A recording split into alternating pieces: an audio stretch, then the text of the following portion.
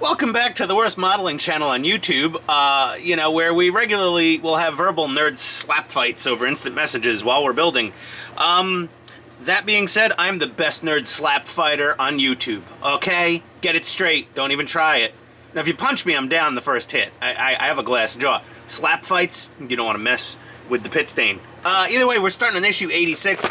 Car's upside down, obviously, because we're starting to do the interior. We've got the roof, headliner. Sorry, real car people, headliner. Got the headliner here. We've got a lot more stages after that. A lot of interior trims and little buttons, and there's going to be a few lights that we're going to put in. It's going to be exciting. No, it's not. That's why I'm not going to show you all the mundane, slow screwing in of screws, because you just want to. You just want gratification. You want the payoff. If there's a tip to be had, you want those. Of course, if there's a trouble spot that will bite you in the ass, you want to know about it. That's what we do here. We're not looking to put anyone to sleep. We're going to do that later tonight on the 3-hour plus live stream with the Hobby Time modelers. We're all just a bunch of lunatics, on the modeling crazy train. But yeah, that's going to be fun. So, that's going to air before this airs because this is pre-shoot prep. I'm just trying to get some more shit done before the stream because I want to build my damn model. Once I get on that live stream, progress sometimes slows to a grinding halt because we end up just BSing. Somebody does some work usually, though. It's not always me. All right, we'll be right back. Hey there, everybody. I was just doing some work and watching Articulated Ninja espouse, whatever the word is. Just, fix it for me, okay? In the comments. Comment, like. You don't have to subscribe. I'd love it if you did. And you hit the little bell and all that shit that all the YouTubers say. But at least like and comment on the video. And if you don't like the video, maybe don't hit the unlike, but at least comment and tell me why I'm an idiot. So we did a little modding. We added a sticker from Mike Lane's for the emergency escape handle or whatever the hell this is. I'm sorry, somebody knows exactly what it is. I do not off the top of my head at the moment. But also this roof the headliner is not painted the best. But also the center should be like a flat silver. So we painted it flat silver. And this little handle, why does it move? Because there's an LED in here. And it lights up when you pull the handle. I plugged it in to test it before. And I was like, why isn't it lighting up? And then I did that and it lit up. So I'm like, that's a nice little feature. That is definitely a nice little feature. And this thing does not fit all that well on the headliner. I think I tightened it all the way. I'm not putting in a screw. I'm just snugging it down a bit. Okay. Yeah, it's whatever. You're not going to really see the interior headliner once the model's built all that well. So we're just going to screw a few more pieces on. We're just going to screw things up here. I'll be right back. Ooh, Nelly. Okay. Needed to give the work area a little bit of a cleanup because we have to fit our biggest piece of model building equipment for the DeLorean, which is this. Yeah. It is a piece of polyfoam from the upholstery section at the Hobby Lobby. Originally 14. It was on sale. I don't know. It was $11.99. 2-inch thick by 22 by 22. Proudly made in the USA. California's got their friggin' complaints on here as well. Who cares? All right. So yeah, this is needed. You don't really have to unwrap it either, but I'm going to for extra softness. Come on. Oh my god. Okay. Here we go. Oh, static shock. Ooh, careful. There we go. Oh my god. Ugh, staticky. Alright. This isn't pink ESD anti-static foam, which would be awesome. Occasionally I would get that with computer componentry, server parts and stuff. But this will do just fine. So it's nice and soft, but firm. Just like me. Soft yet firm. And the reason for that is because we've got to flip this thing around 6 ways from Sunday to do a lot of things to get the top and the bottom put together. This is a 2-person job, according to the guy who made the website that, I'm just sick and tired of saying it, but it's in the description. BTTF, Ian is an asshole, DeLorean.com, something like that. So also, if you notice, oh no! See, that's what happens if you don't put your mirrors on with little magnets. This is a great tip that he had there. So we got our mirrors off, and then we can, you know, be a little more free with flipping things upside down. But we've got a lot of things wired here. There's wires coming out of here. And the biggest thing to do now is to test all the electronics to make sure everything lights up, because while these two halves are separated, you know, the top and the bottom, which also includes the middle. There was a little joke there for anyone who is following the HasLab Engine of Vengeance debacle that died a cold, lonely death on the internet. Also, this is a final warning to clean your interior windshield glass. It's doable in the future with, like, you know, tiny little things, but you know, better to just take a clean microfiber and give it a once over. You could always clean the door windows, much easier. But once this thing's together, like, cleaning a windshield is not easy. And a real car, imagine trying to shove a little Swiffer thing between the dashboard with all those bits on it. Yeah, almost impossible to clean this thing once the car's together. So, I mean, dusting's easy. Just get the canned air, blow away. But there we go. Okay. So we have tested... I've already tested LEDs everywhere to make sure they work. But now we've got to test that the wires coming out of the motherboard work to power them up, because I've been using a test rig to test everything. So all of our LEDs we know are functional, but with this kit I've had quite a few solder joints break. Not many, but enough that it's like, ooh, be very careful with your solder joints. Have a soldering iron handy if you're building this model potentially, because you may need to resolder things every now and then. It's happened to me. I can probably count on one hand how many times it's happened, but that's a lot, considering what we paid for these. So we're gonna get set up to do our light testing. This is issue 91, where we put things together. I gotta crack open issue 92 and 93 to get all the little headlights and fog lights and brake lights and engine bay light, I think, or license plate light. I don't know. There's a lot. We got a lot more lights to test. So we're gonna do that, and we'll be back. Well, this is why we do the testing, to depress ourselves. Okay, power on. I'm just going to go all on. Okay. You can't see the EL bands when it's brightly lit in the area. You have to really turn off the lights to see them well. They're very subtle. But engine bay light working. Headlight LEDs working, and thankfully warm white. Oh, I would have hated it if they were that bluish white and I had to unsolder all of those bulbs and put in warm white bulbs. Our little fog marker light things, those are working. However, although our brake lights are working, don't touch these things to metal. On the back of these will short on something. When we push our brake pedal, bupkis, we're supposed to get 6 more red LEDs on each brake light lighting up. Now I know my switch is fine, because I had to resolder it. And it's plugged into the motherboard, but I'm worried when I put the interior in, it possibly crunched a cable or a wire. And then I thought about it even more.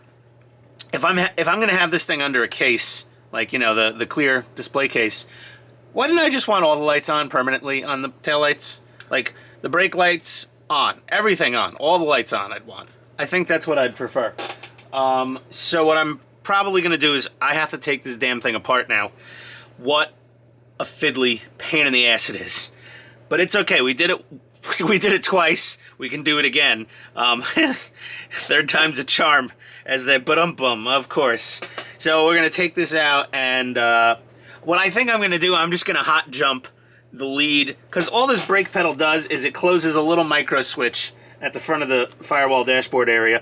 And honestly, I don't want to take the lid off to push the brake pedal to turn on the brake lights. It's friggin' stupid. I have a wireless remote. Now I gotta put the lid off and open the door and I want them on. I want them all on. I want it to be like a light show spectacle. So, hindsight being 2020, I'm gonna jump the lead on the circuit board, I think. That's the easiest way. And we'll be back after much cursing and spitting. And yeah, nothing more motivating in life than the the feeling of an incoming uncontrollable bowel movement. You know, involuntary forces are at work. So yeah, there we go. All right, we'll be back. Just had a way better idea.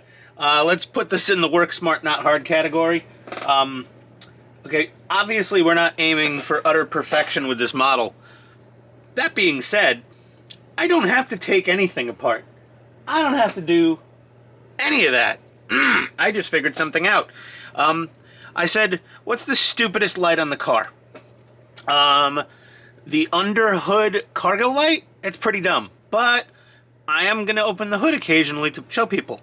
What's absolutely the dumbest light in the entire car? The engine bay illumination light.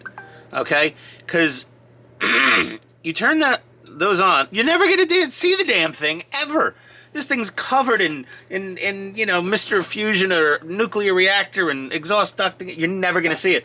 So I took the number 9 lead is what powers the brake lights. The number 9 lead is turned on by the motherboard when this yellow doohickey from the brake pedal, number whatever, I'd have to pull up the instructions, is pressed, and then it energizes number 6, number 9, I'm not sure. But yeah, number 9. But what we did is we just plugged in number 10, and now we have all our lights lit up permanently without messing with the brake pedal. So if you connect 11 to 11, and you connect 9 to the number 10 lead coming out of the car, and the number 9 lead, whatever, we can plug it in just so we have a bulb in there, but not really necessary. Yeah, then we have our lights fully on all the time. There's your tip. Ditch the engine bay light and plug your number 9 from your taillights into the number 10 lead coming out of the back of the car, and you have permanently on all the lights in the tail lights. There, yeah, look at that. I'm a accidental genius every now and then. But there we go, problem solved. Let's turn her off. When you're unplugging all of these things, make sure to grab it by the connectors. Do not pull on the wires themselves. After experiencing the quality of the rest of this kit's solder joints, I would advise that is a guaranteed path to depression and extra work. Where'd my screwdriver go now? Okay, well, I only loosened 2 screws on the interior, so I'm just going to tighten those back down.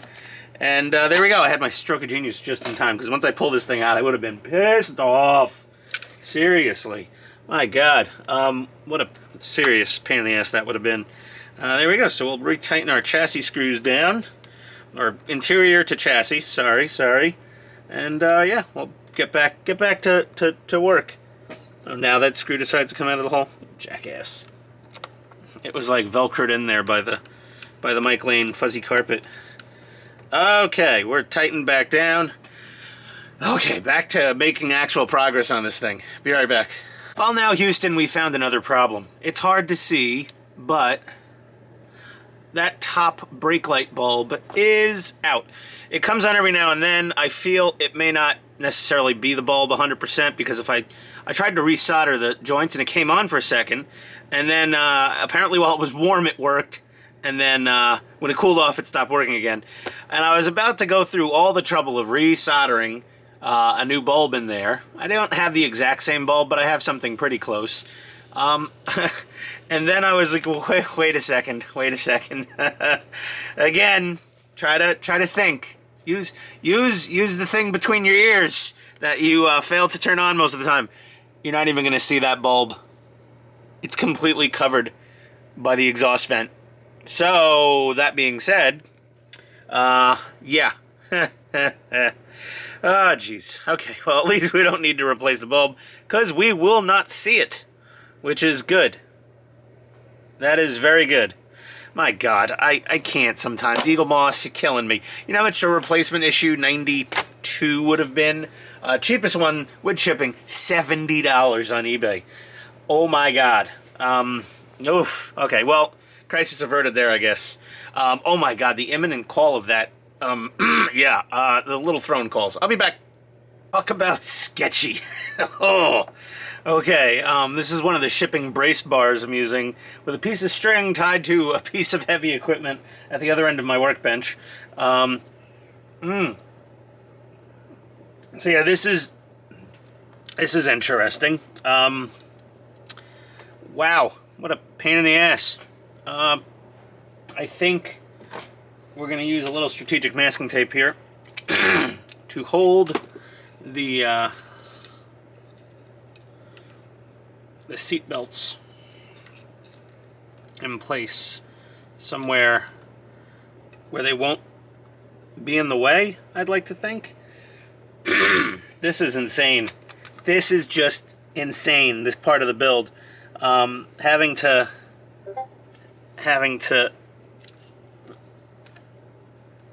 you know, finagle and corral all these things together at once. Okay, all our body wiring is plugged in to our brain box, chassis, whatever. We have wires for the tail lights and things sticking out, and well, you can't right off camera here. We got our front headlight wiring. We got our EL band wire coming out of there. We have our wires for our EL bands going inside the engine bay instead of outside like the stock wires. Whoo dear. And now I just gotta, oh God, wish me luck. I'll be back. Holy, oh boy. I got some choice words for this thing. This was not easy to sandwich together. And of course one of the screws stripped out. Okay, good. Tight. You want to break out a big boy screwdriver. A high precision one, preferably. A nice German VH.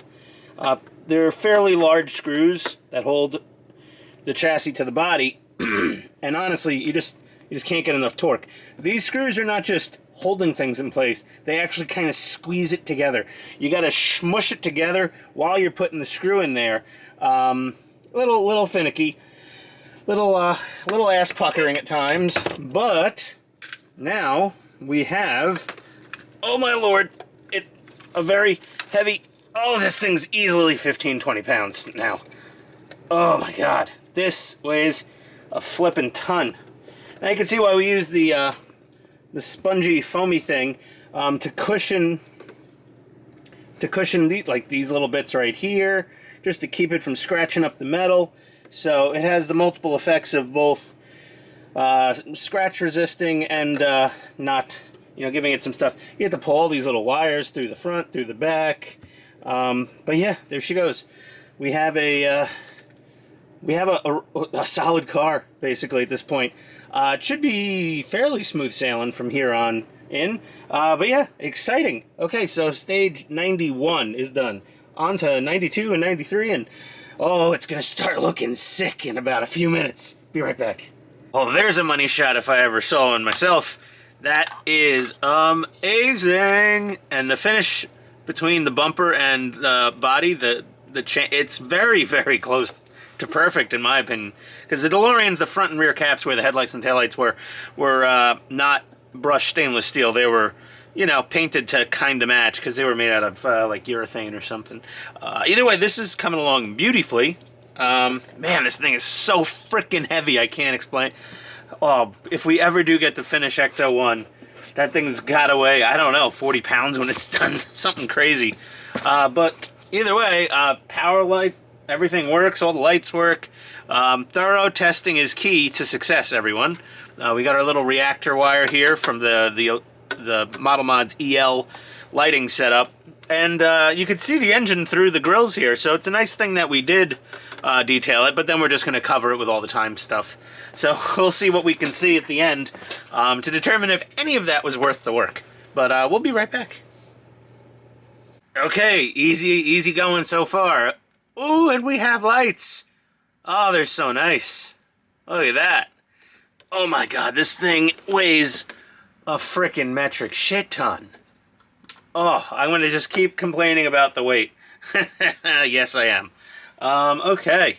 Oh, okay, all that works. Obviously, just, you know, make sure not to pinch any wires anywhere or anything. One of my headlight lenses was not attached to the bucket. It just was loose. The other ones were all, like, glued on. So I glued it on. I used a little bit of rubber cement. I didn't even want to take the chance of crazy glue haze in a headlight lens. Like, that would have just been miserable.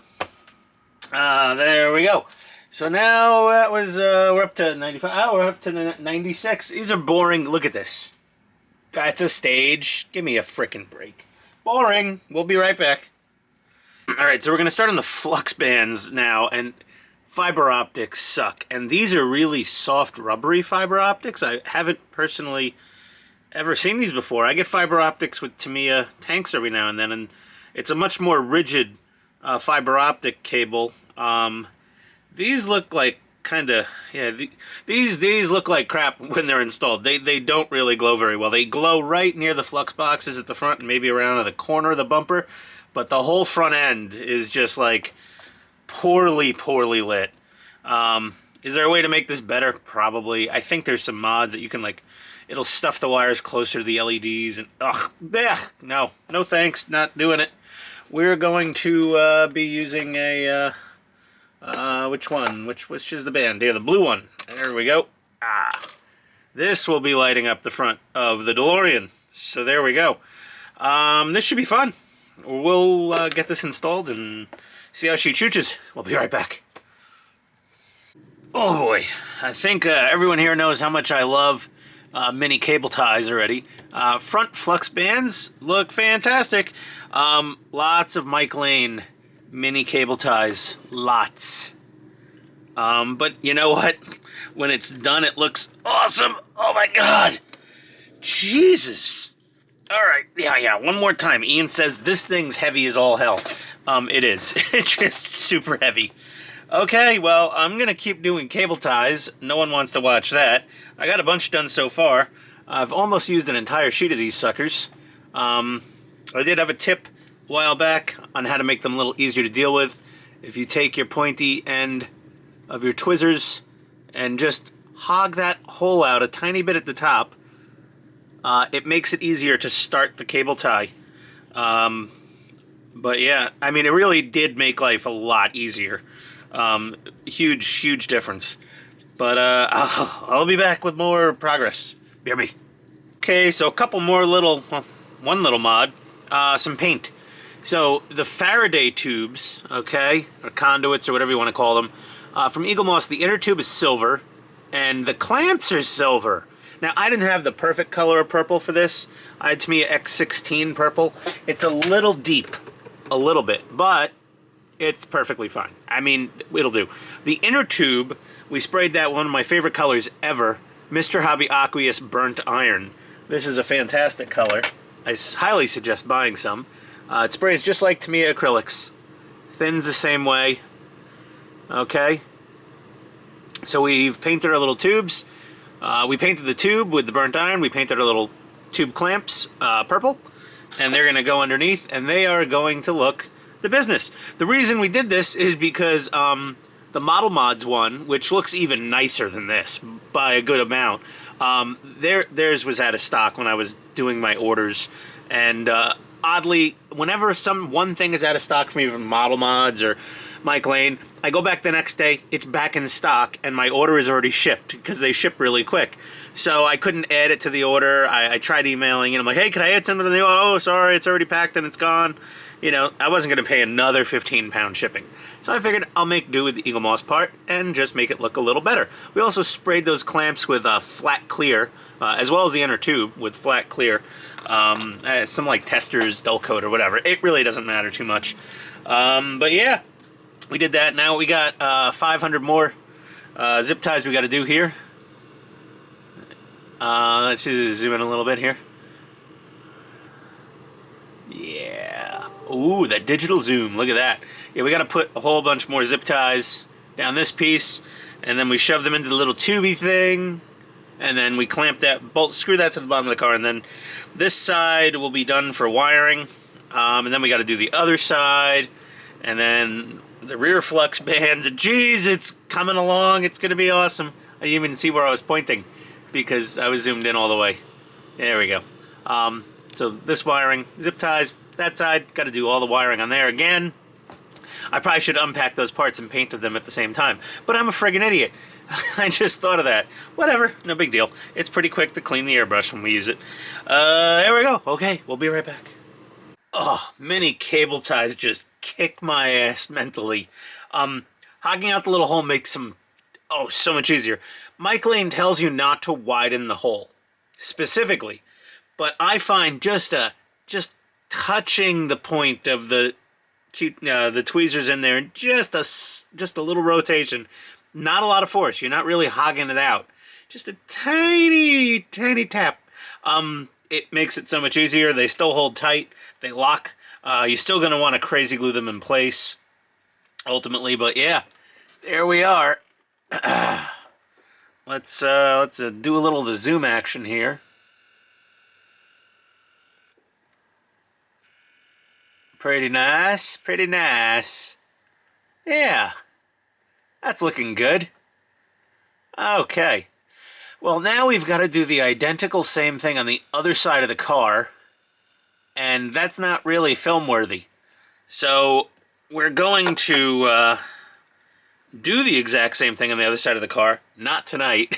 I'm done. I got down here. I started later in the afternoon today than I normally do. You know, and there we go. So, Mike Lane mini cable ties. Absolutely, in my opinion, required. If you want to make a nice looking DeLorean. Required. I feel like a jerk saying that. No, it's not. If you're a nerd, it's required. If you want it to look, you know, close to the Peterson car, to the A car, yeah, definitely required. I mean, every DeLorean Time Machine, honestly, has zip ties all over the damn thing. I mean, time travel's not possible without two things. A flux capacitor and a shit ton of zip ties. Ask Doc Brown, he will say, yes, you're right. Flux capacitor is what makes time travel possible, but the zip ties are what make the time machine possible. There you go. I think we'll just, well, yeah, no, I'm going to do the other side and get that done, and then I'll get the other flux bands on here, and that'll be the end of this, you know, part of the video, I think. And then the last part will be, I think, finalizing and completing all the crap on the back. That'll be awesome. So I'll be right back, I guess, in a few days. Oh, we're back at it with the little mini zip ties. These things are mental health detriments. No, you know, you get used to, if you use my little pokey trick with the tweezers, and you pre-build them as much as you know, just a couple clicks. You pre-build them as much as you can where possible. It actually helps. We just opened parts pack 103 from the Japanese DeAgostini, and you know, when you hear them apologizing, that's what this is. It says, we're very sorry, some of the taillight boards in issue 92 were effed up.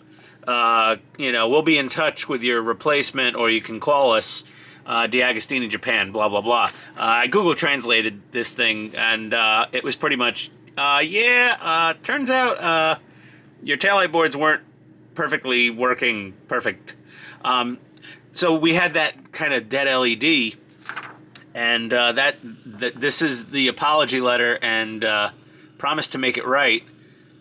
This is kind of what happens in Japan. They're very formal, very, you know, maintaining honor and respect is very important for those people. It's you know, admirable. You know, we might not have enough of that trait in America anymore. But either way, like I said, the exhaust vents cover the one bad LED I have on my one taillight bulb, and you'd never see it. They still were like, yeah, no, even though you're not going to see, Eagle Moss might have been like, yeah, well, you're never going to see it, so let's not even say anything. And people call the complaint and be like, you know, that part is covered up in step so-and-so with the exhaust vents, and if you really want a replacement, well, we'll see what we can do. Or it was probably already resolved by the time the U.S. started getting the shipments. So because Japan was the first, I think, on getting this kit, yeah, that was what happened. But there we go. You get little technical service bulletins every now and then. So yeah, we got this. Oh God, we got that done. Time to do the passenger side Faraday conduit with the photo etch and the plastic bits, and I should have opened this when I was loaded up to paint the other side, but now we'll have to reload the airbrush and paint. But that's fine. We've got our, where is it? Oh no, I'm almost out of this. I gotta order more. Mr. Hobby Aqueous Burnt Iron, and not quite a perfect purple, but the purple we have, to me, X16 purple. And that'll do. Oh, it's purple. Shaky, shaky, shaky. Shaky, shaky. I put a little brass bushing in here, bronze bushing, sorry, just to be like a shaker. You can get little tiny marbles and stuff also for this purpose. But I have the bajillions of these from constantly replacing them with ball bearings in Tamiya models. So there we go. We'll get this painted up and on the car. Then we got to do the rear part with the wiring, and then I think we start on the rear flux bands, which will be super cool to have all the flux bands lit up on this beast. We'll be right back. Oh my god, zip tie hell is over. We've got all of these done on son of a... You gotta be... You know what? She really has impeccable timing, the wife. Okay, either way, the zip ties are done on this side. Time for rear flux bands. Actually, what it's time for is to take the dogs out for a walk, which is why she was calling. Also, pro tip, this nice polyfoam makes a fantastic tool holder. Look at that. This holds your screwdrivers, holds your tweezers. It's kind of fun. All right, I'll be back. Okay, so we got our first flux junction box in on the roof. Now, just so you're aware, little tip here, the thing did not sit nice and flat against the roof. I had to file off a little bit of the post under here. Like, not even a millimeter. Maybe a millimeter at the most. But I just used a Dremel with a cutoff wheel. You could use a hand file. You could use whatever you want. But I just took it a little down so it sits nice and tight and flush. There's no gaps there now between the box and the roof. But yeah, just be aware if it's a little not quite perfect, just file this down a tiny bit. Everything goes together fine anyway. We'll be right back. Well, issue 106 was just an asshole. I also added some wires and some zip ties because we're using the EL light kit. We're not going to have the factory leads for the LEDs to wrap around this back tube, so we did that. And next up is Japanese issue 107, but it's just stapled over issue 110. Here's where things get a little weird. If you're, let's zoom out. If you're building an Eagle Moss and you're trying to get like some of the later issues and you're looking at DeAgostini auctions from Japan, let me just bring my frame back in. Yeah, so if you need issue 110 for Eagle Moss, you gotta try to buy 107 from Japan. Yeah, not everything lines up after this point. So, I'm assuming we'll see more of these little stapled on things, I guess, because these packages were made for Eagle Moss for the rest of the damn world, but for some reason Japan got them at this point. I don't know why. But now I gotta paint another damn wheel. I didn't realize it. So now, more paint. Be right back. Alrighty. Okay, we got progress. We've got progress. We've got these little flux band wires in. We got the tachyon emitter installed on the roof. We started on the rear deck here, obviously. Look at that reactor. Did a little detail painting in here. Added a little red doohickey to the cable there. A little orange there. A little extra paint. More of those damn zip ties. They're so nice, but God, are they fiddly. I forgot to trim one of my zip ties. I'll do that next. Woo! It was cold in the basement. I put on the heater, and now it's melting me. Okay. I think almost done with this part. I'm going to get a little more done on the reactor deck, and then we're going to have the final episode and the whole reveal and everything. So yeah, we'll be right back, I think. Yeah, we'll be back. Okay, well this thing's complete. This is all out of order, cattywampus, as I've explained before. Here's issue 119. It's actually 121. And 120 is 122. So these exhaust vents, reactor vents, whatever you want to call them, they were thrusters in Back to the Future 2 once it had a hover conversion. I want to do a lot of little touches of paintwork to these, and I got some other ideas to potentially improve them a bit in the looks department, because they're front and center. Well, they're back and center right here. And they're prominent pieces that'll be on display, similar to the flux capacitor. We just have the little reactor cover on there now. but they're prominent items and they draw the eye. So I want to make them look as nice as as not a toy as I can. Having Phillips head screws showing everywhere is not really ideal in my opinion. I'm not happy about it. I'm gonna figure something out that maybe other people have figured out before, but I have I have a little bit of an idea. So either way, we'll see you next time. Thank you for watching. I'll miss you so much. Yeah, but that being said, we've a lot of little touches back here. Just like we did a lot of work on the interior and a lot of work here. A lot of the exterior of this car, just it's mind-blowingly friggin' amazing. It's one of the most awesome movie cars, if not the most awesome movie car of all time. And as far as part work builds go, I personally stake my opinion that this is the coolest part work build ever in the history of the world. Even though I love Ecto 1 just as much, and it has a lot going on, Time Machine just does it for me every time, guys. I'm sorry. This thing is so badass. Either way, we'll be back with more in the next part. Thanks for watching, and squeeze you next time.